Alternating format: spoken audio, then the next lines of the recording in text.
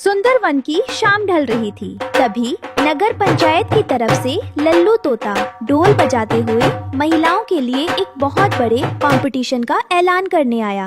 अरे बाबा, सुनो सुनो सुनो, पूरे जंगल की गृहिणियों के लिए सबसे बड़ा सिलाई और कसीदाकारी कंपटीशन होने जा रहा है। जिसकी पोशाक सबसे सुंदर होगी उसे सुंदरवन की रानी का ताज और सोने की सिलाई मशीन मिलेगी। बबली कबूतरी उड़ते हुए रानो के घोंसले के पास आती हैं। रानो बहन, सुना तुमने?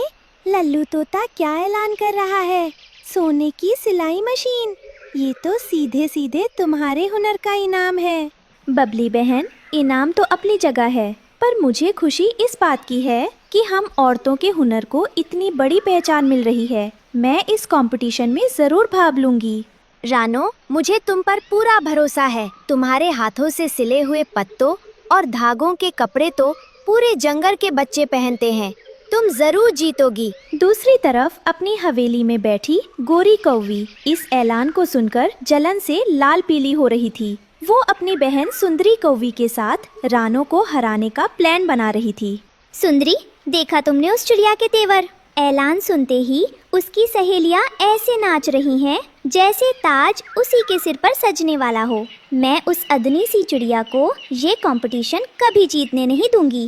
दीदी, आप फिक्र क्यों करती हैं? आपके पास पैसों की कमी है क्या? आप इंसानों की बस्ती से सबसे मखमली रेशम का कपड़ा और चमकीले सितारे मंगवाइए। उस चिड़िया के पास तो फटे पुराने सूती धागे और पेड़ के पत्ते ही हैं। वो हमारा मुकाबला कैसे करेगी? कालू कौवा घोंसले में आता है। हाँ गोरी, सुंदरी ठीक कह रही है। मैं आज ही शहर जाकर तुम्हारे लिए सबसे महंगी जरी और कढ़ाई का सामान ले आता हूँ। इस बार सुंदरवन की रानी का ताज हमारी हवेली में ही आएगा। और हाँ कालू, जरा उस चिड़िया के घोंसले पर भी नजर रखना। वो क्या बना रही है? मुझे पल पल की खबर चाहिए। उसका हौसला तो मुझे कंपटीशन से पहले ही तोड़ना है। रानो चिड़िया के पास महंगे रेशम खरीदने के पैसे नहीं थे, लेकिन उसके पास कुदरत का दिया एक अनोखा दिमाग था। उसने जंगल के अलग अलग पेड़ों के रंग बिरंगे पत्तों को इकट्ठा करना शुरू किया। मामा देखो, मैं पीपल और गुलमोहर के कितने प्यारे पत्ते चुनकर लाई हूँ। क्या इनसे हमारी पोशाक सचमुच सुंदर बनेगी? हाँ मेरी बच्ची, कुदरत ने इन पत्तों में जो रंग दिए हैं वो किसी इंसानी फैक्ट्री के रेशम में कहाँ मिलेंगे। बस देखना, मैं इन पत्तों को सूती धागों से ऐसे पिरोंगी कि सब देखते रह जाएंगे। मम्मा, इस बेल का क्या करोगी? ये तो बहुत सख्त है। कुकू बेटा, इस बेल को पानी में भिगोकर जब मैं इसकी पतली कतरन निकालूंगी तो ये सोने के धागे जैसी चमकेगी। इसी से हम पोशाक का बॉर्डर बनाएंगे। रानो, तुम्हारी ये सोच ही तुम्हारी सबसे बड़ी ताकत है। जहाँ लोग पैसों के दम पर कपड़े खरीदते हैं, वहाँ तुम अपनी कला से कंकर को भी हीरा बना देती हो। कंपटीशन में केवल 2 दिन बाकी थे। गोरी तोवी ने रानो के हौसले को डिगाने के लिए हरियाली तोती और बबली कबूतरी के सामने रानो का मजाक उड़ाना शुरू कर दिया। अरे हरियाली भाभी, जरा देखो तो सही। कुछ लोग समझ रहे हैं कि पत्तों को सिलकर वो शहर के मखमल का मुकाबला कर लेंगे। सोने की सिलाई मशीन तो छोड़ो, कहीं उनके पत्ते स्टेज पर ही ना बिखर जाएं। गोरी, हुनर पैसों से नहीं खरीदा जाता। रानो के हाथों में वो जादू है जो तुम्हारी महंगी जरी में भी नहीं है। अपनी अमीरी का घमंड यहाँ मत दिखाओ। हाँ, हमने देखा है तुम्हारा हुनर। तुम्हारी सिलाई तो 2 दिन में उधर जाती है। रानो की कसीदाकारी देखने के लिए लोग दूर दूर से आते हैं। अरे बबली, बोलने में और करने में बड़ा फर्क होता है। परसों जब स्टेज पर मेरी दीदी की रेशमी साड़ी उतरेगी ना, तो तुम सब की आंखें फटी की फटी रह जाएंगी। चलो दीदी, इन गरीबों के मुंह क्या लगना। कंपटीशन से ठीक 1 रात पहले रानो की पोशाक लगभग तैयार हो चुकी थी। तभी कालू कौवा दबे पांव रानो के घोंसले की तरफ बढ़ा जब सब सो रहे थे।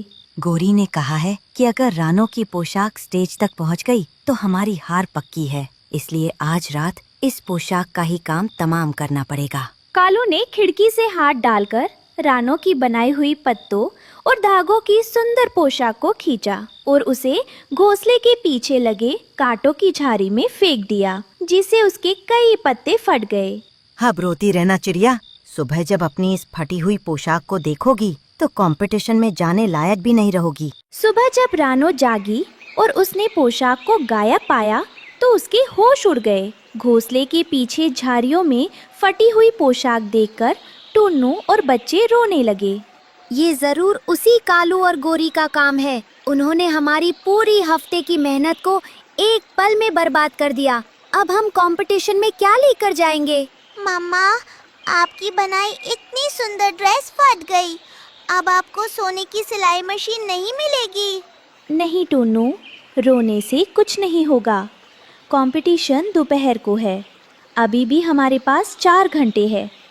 अगर मेरी नीयत साफ है तो भगवान कोई ना कोई रास्ता जरूर दिखाएंगे।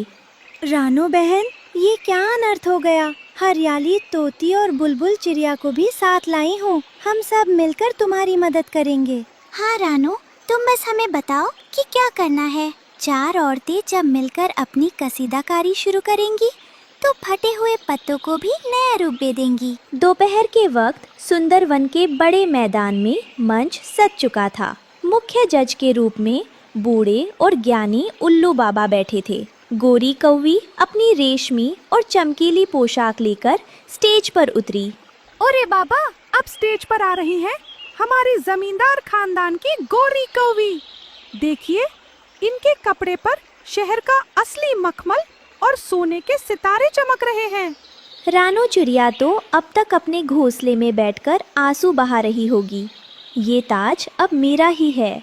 गोरी, कपड़ा यकीनन कीमती है, लेकिन कसीदाकारी में तुम्हारी अपनी मेहनत कम और शहर के कारीगरों की कला ज्यादा दिख रही है। खैर, अगली प्रतियोगी कौन है?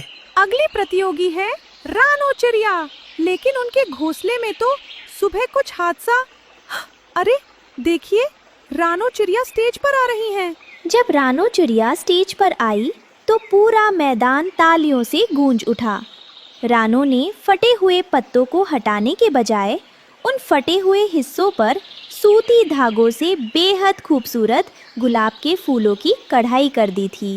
वाह रानो बहन, तुमने तो कमाल कर दिया। फटे हुए पत्तों को तुमने ऐसा रूप दिया कि वो डिजाइन बन गए। देखा बबली बहन, इसे कहते हैं असली हुनर। गोरी की साड़ी के सितारे इस प्राकृतिक पोशाक के सामने एकदम फीके लग रहे हैं। अद्भुत रानो, तुमने सूखे पत्तों और फटे हुए कोनों को जिस तरह रंग बिरंगे धागों से छुपाकर फूलों का आकार दिया है, वह सिलाई के इतिहास में एक मिसाल है। यह पोशाक पूरी तरह जीवंत लग रही है। सुंदरी, ये कैसे हो गया? कालू ने तो कहा था कि उसने पोशाक को पूरी तरह फाड़ दिया है। ये चिड़िया मिट्टी से भी सोना कैसे बना लेती है? तभी बंटी कबूतर स्टेज पर आया और उसके हाथ में कालू कौवे का एक काले रंग का पंख था, जो रात को रानो के घोंसले के पीछे झाड़ियों में फंसकर टूट गया था। उल्लू बाबा, न्याय कीजिए। रात के अंधेरे में रानो चिड़िया की इस सुंदर पोशाक को फाड़ने की कोशिश की गई थी और ये पंख उसी चोर का है जो रानो के घोंसले के पीछे मिला। यह पंख तो साफ तौर पर कालू कौवे का है। कालू, स्टेज पर आओ और सच बताओ, वरना तुम्हें हमेशा के लिए जेल भेज दिया जाएगा। बाबा, मुझे माफ कर दीजिए। मैं तो सिर्फ गोरी के कहने पर गया था। गोरी ने कहा था कि अगर रानो जीत गई तो हमारी नाक कट जाएगी। थू है तुम दोनों पर। अपनी हार की डर से एक कलाकार की मेहनत को बर्बाद करते हो। गोरी कौवी को बाहर करो, कालू को सजा दो।